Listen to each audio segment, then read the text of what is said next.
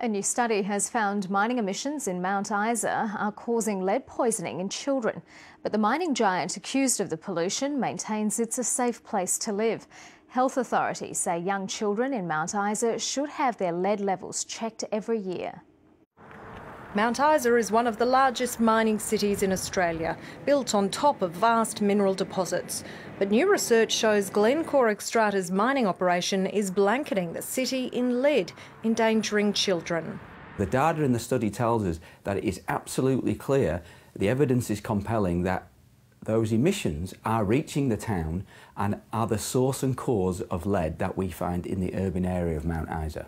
Researchers from several universities examined dust, soil and air from Mount Isa homes and public places in the peer-reviewed study.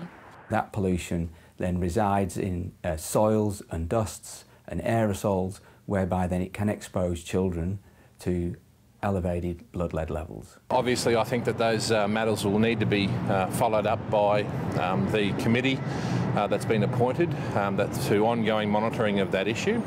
But the company, Glencore Xstrata, maintains the city is safe, particularly if people take precautions to minimise their lead exposure. The company is doing its own research on air quality. It will also look at the natural and industrial pathways of lead into the community and the risk that poses. The report will be finalised later in the year.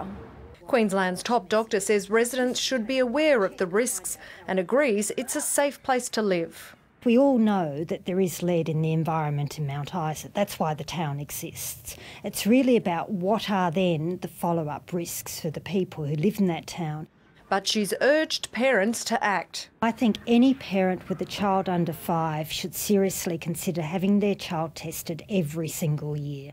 5 years ago, a landmark survey showed 11% of children in Mount Isa had high lead levels, some causing developmental problems. Since then, few people have taken advantage of the free tests to check their children. Donna Field, ABC News.